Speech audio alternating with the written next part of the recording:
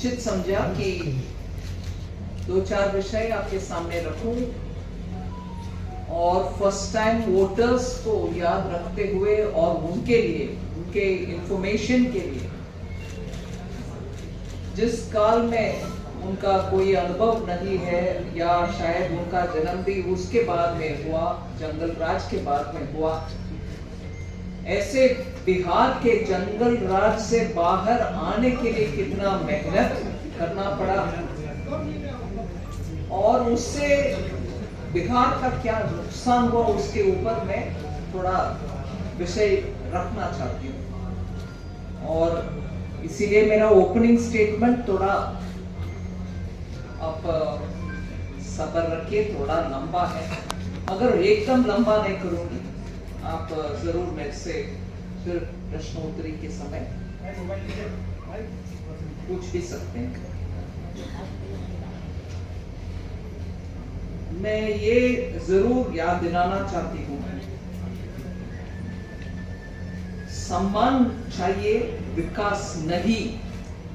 ये बोलने वाले लोग से जो जंगल राज का जमाना था बिहार में, उस समय बिहार के पर कैपिटा इनकम उड़ीसा से वो जंगल राज शुरू होने से पहले उड़ीसा से हायर था, बड़ा था। उड़ीसा उस समय पर कैपिटा जीडीपी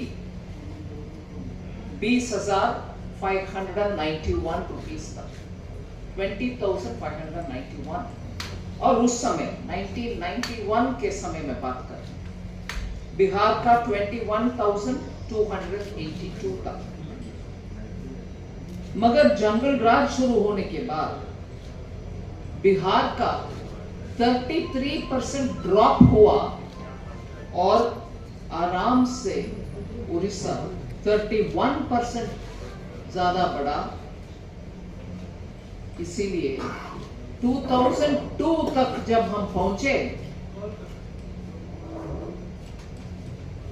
बिहार का पर कैपिटा इनकम, वो जो मैंने कहा 21,000 कुछ, उससे कम होकर के 14,209 तक पहुंचा।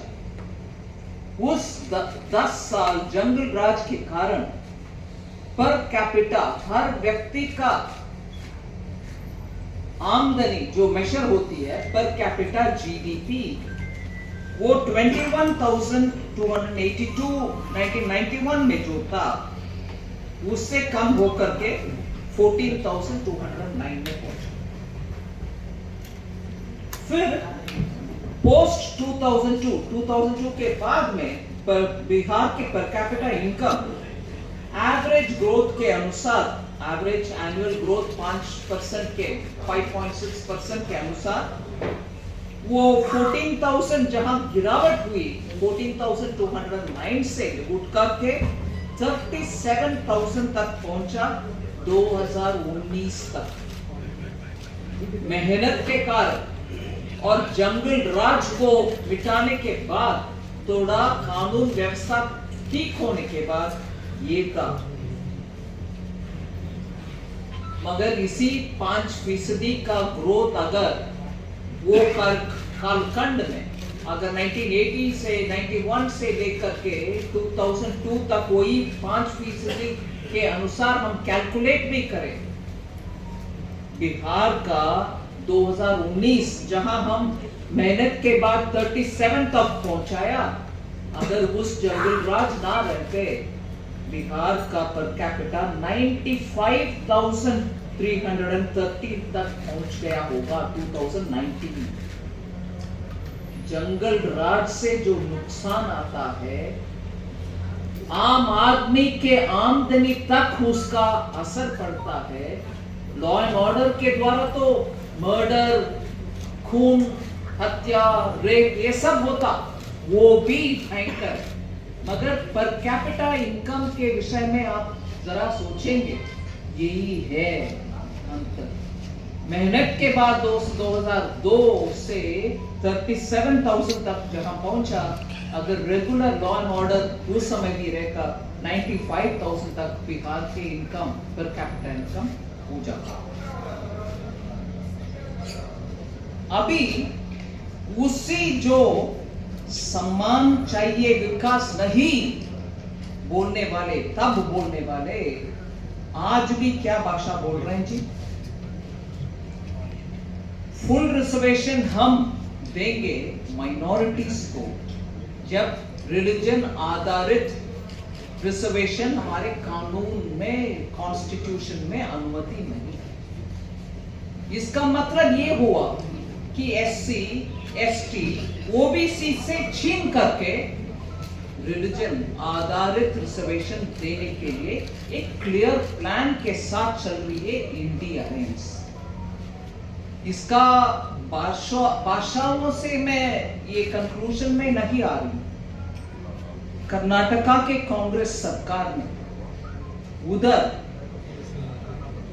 हर वर्ग, मुस्लिम के हर वर्ग से सबको रिजर्वेशन दे करके ओबीसी का जो था रिजर्वेशन उससे छीन करके इनको दे, मतलब इसमें कटौती, उसको पूरे कवर।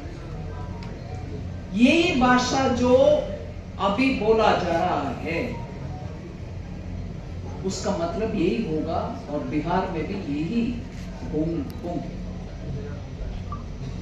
इसीलिए मैं बोलती हूं सबका साथ, सबका विकास, सबका विश्वास और सबका प्रयास जो मंत्र है माननीय मोदी जी का, उससे बिहार में भी हर वर्ग, हर मजहब, हर कुल, सबको बिना भेदभाव सब मिला है। बिजली हो, पानी हो, सड़क हो, शौचालय हो, घर हो, मुफ्त अनाज हो, सबका सब हम देते आ रहे हैं।